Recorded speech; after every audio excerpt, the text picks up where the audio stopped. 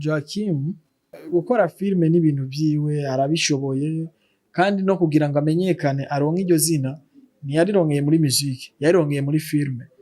Ubwanje mba ndavyita kari nko guhemuka uhemukiye abakunzi bawe, abakunzi bakwizeye muri film ukaca bahindurira ukabahereza musique. Kubera ndakubwire Joachim afise urubuga runini, bivuze ngo abo bantu bose nibaje gufollowinga we kubera umuziki, benshi binjiyemo kumufollowinga kubera movie. Ntabwo ariko genda mubujije kuvuga ngo niyokora movie nani music, ariko ijambo ryo kuvuga ngo movie nta kintu kirimwo niryo numva ko iyo bayarihenze ko kuvuga sibyo, nubwo tacuba kiriyo ariko ni bukebuke. Kado mu mafilme menshi azwi nk'umuntu mubi sibyo, yes, ariko mu buzima busanzwe kimeze neza kiya kidebo mu buzima busanzwe nico kima sabwe nico ameze neza, afite umutima mwiza sibyo, ameze fresh kabisa. Kubera ko utanza karoro kuri Kadora ve ni nko nari gutanga karoro kundi akacaza mu nta duhura na struggle nyinshi. Shobora gukora filme yose ukayiheza wayikoreye ruguru, washika Bujumbura uri kurayikora ama image yose akacapfa, diske diri irimo yose kweri gapfa kandi bikanga kuzigarukana.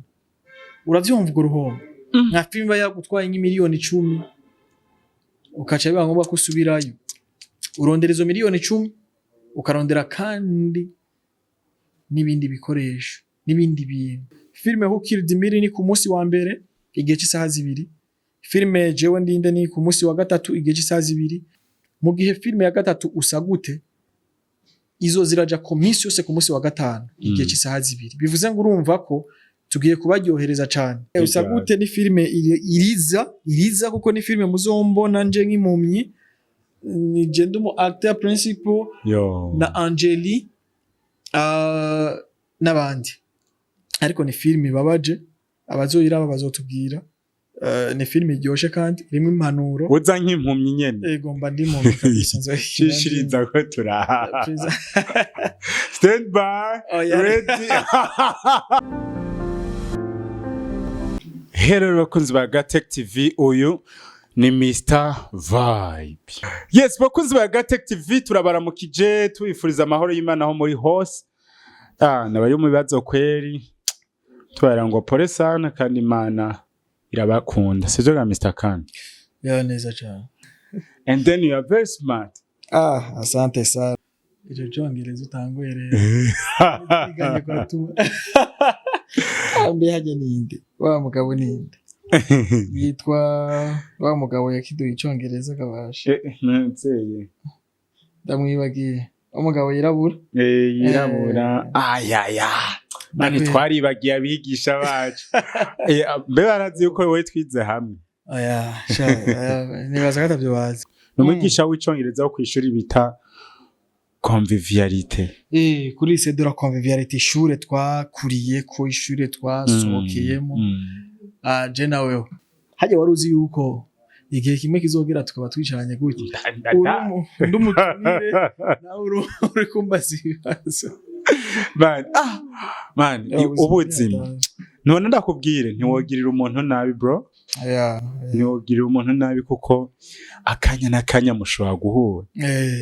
Yes, ni Mr Kane ndabibutsa abari ko barakurikirana ikiganiro cacu. Ni Mr Kane ukeneye filme kwa kwandikira arayandika neza guhera ku ntango, n'umu director mwiza ndetse n'umuntu azi kwactinga, n'umuntu ubona yuko yakinanye n'ivyamamare na hano vuga nk'abafanira Vine, novuga abakinye mu gatsiri kwa Ntigahere murabazi. Urabona yuko yakinye kandi ari umuntu abikorana n'umwete wiwe wose, hamwe urinze ugirana amahirwe yo gukinana nawe canke urinze ugira amahirwe yo kuhura nawe atakintu wo kwicuza kuko yo gusigira ikintu gikomeye. Ni kibazo nama nkunda kubaza abantu benshi ngoma nakimubaze Mr Kane. Mbega mu buzima busanzwe kujya actinga muri film no kuntu bayeho mu buzima busanzwe, nuwuhe muntu nuwuhe Mr Kane uba wifuza kubamo cyane cyane? Bo hajya muri filme twactinga ivyo duhawe sivyo n'ubuzima butandukanye twebwe dukora ivyo mu buzima busanzwe ariko ubuzima bugiye butandukanye hari igihe usanga uyu munsi ndiko ndakora ubuzima bw'umuntu ameze neza sivyo aciye bugufi yitonda asenga Imana ejo ugasanga ndiko nkora mu bundi buzima bw'umunyakibi sivyo umusambanyi umwe mu umusambanyi umusuma urumva imaraya sivyo umugizi wa nabi umwicanye ugasanga twe tuba mu buzima bugiye butandukanye muri burya buzima bwa filme sivyo ariko sasa mu buzima busanzwe nduyu nyene ubona rero je sinifuza kuba muri burya buzima bwa filme kuko hari igihe nocagura ubuzima bwa filme ugasanga inkubise kuri burya buzima bubi urabona nakaroro keza cyane Kado Havel reka tugire dutanga akaroro kuri Kado urabona Kado mu mafilme menshi azwi nk'umuntu mubi sivyo ariko mu buzima busanzwe kimeze neza kiya kideba mu buzima busanzwe nico kima sabwe nico ameze neza afite umutima mwiza sivyo ameze fresh kabisa kubera ko utanza karoro kuri Kado Havel ni nko nari gutanga karoro kundi akacaza mu nta bo ni nkuko kandi dushobora gutakara kuri Mimi mani ariko gatoya urya mudemo uramuresha mani uramuresha inde Kado kubera ku mpamvu ya ariko cyangwa namufitingana ko are you sure yes of course okay mani goheza gire and she's so serious reka tumanze twinjire mani waduhaye ibisasu waduhaye vibe man ajya amafilm who killed Miri and then jewe ndinde usagute reka tumanze duhere kuri who killed Miri ino filme wayimviriye gute icyumviro cyo kuyishira mu Congereza cyavuye he bo idea yo kuyishira mu Congereza title novuga ngo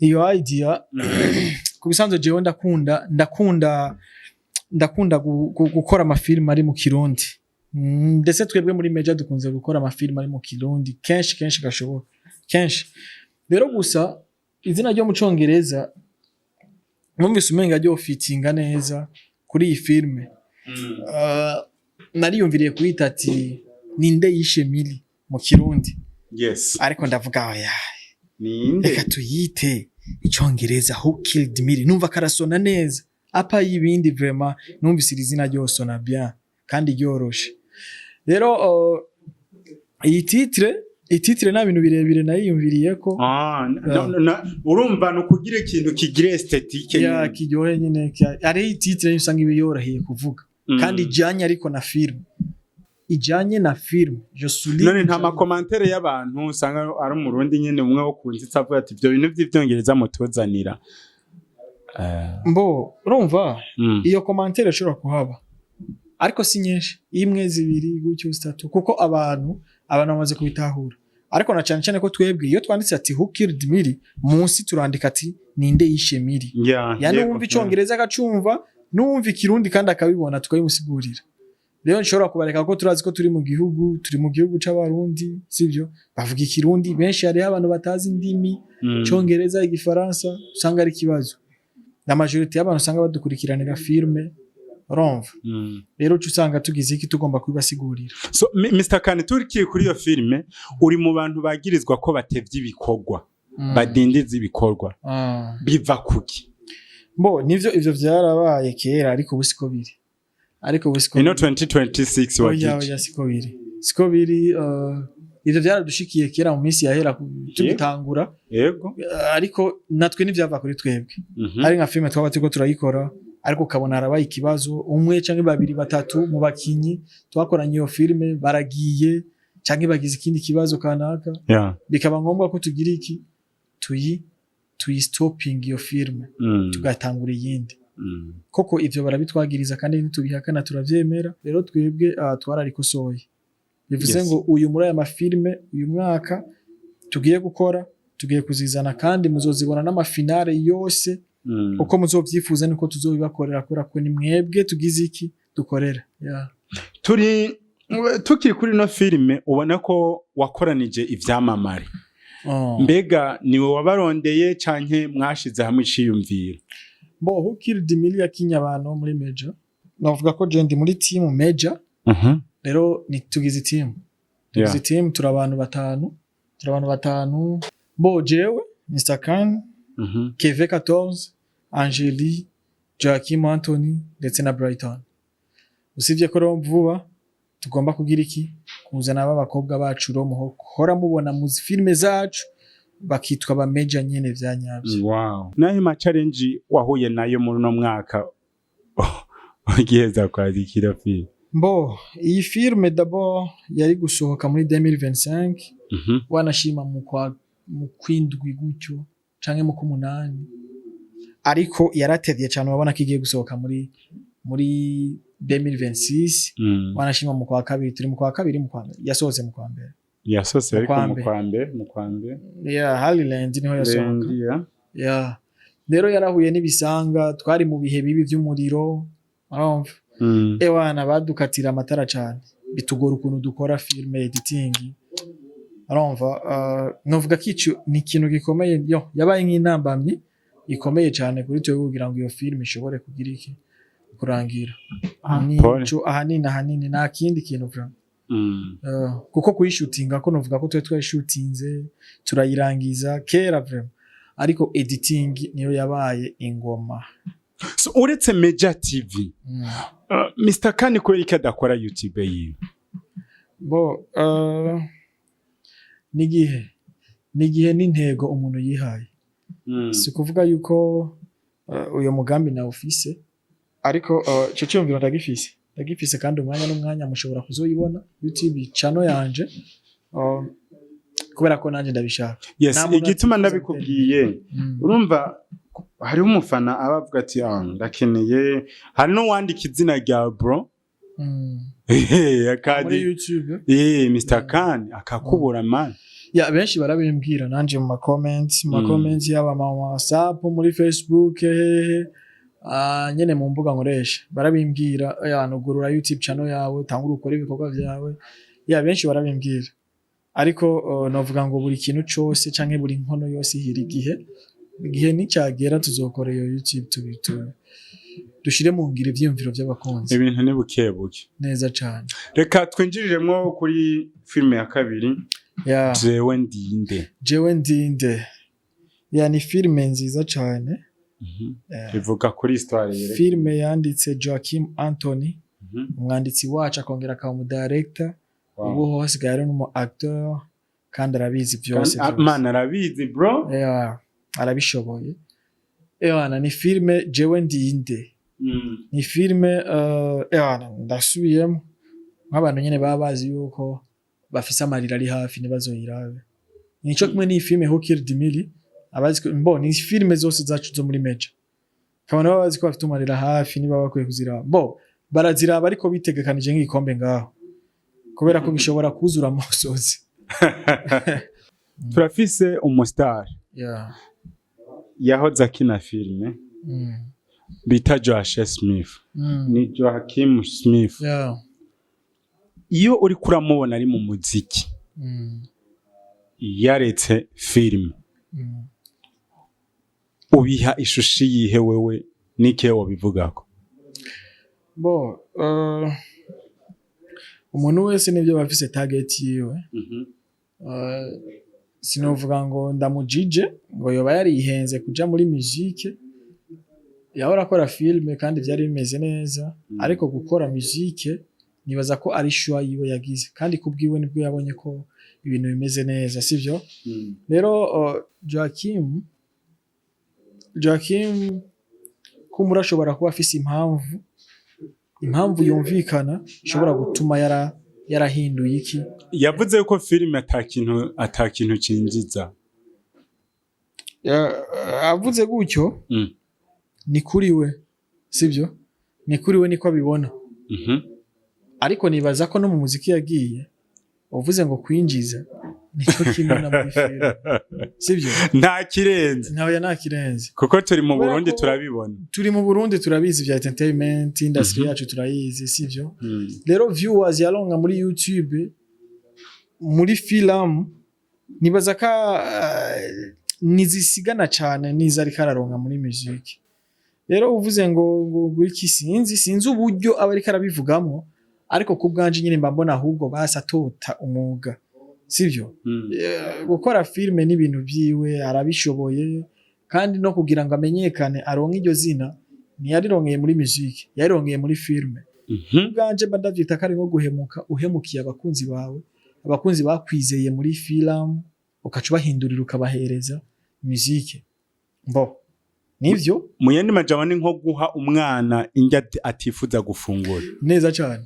kubera ndakubwire Joachim afise urubuga rufise aba subscribers sinibuka neza 116 runini vraiment rafise urubuga runini kandi ama video make gusa 43 urumva bivuze ngo abo bantu bose nibaje gufollowinga we kubera umuziki benshi binjiyemo kumufollowinga kubera movie bakunze movie sivyo ahita arabahindurira nyuma abahereza music ariko ntaguciriyemo wewe warasohoye irya filme yawe imaze umunsi umwe Joachim nawe indirimbo aheruka gusohora berekana kuri YouTube ko ari umunsi umwe ageze mu madisetika nawe ugeze muri dika zirenga none umva hatariho umwimbo kuba yarabicitse mbo icambere izo mbuga nizingana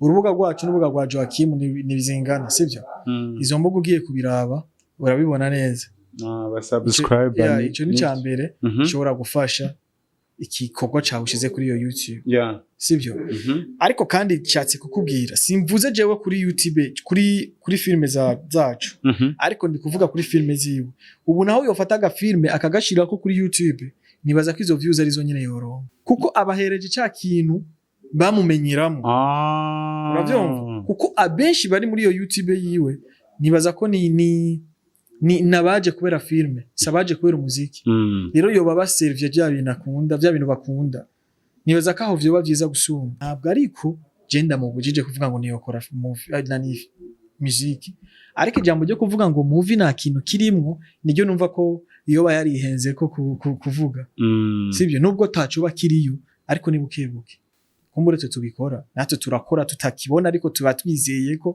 ejo canke hirya yejo ishobora kugira iki kuboneka.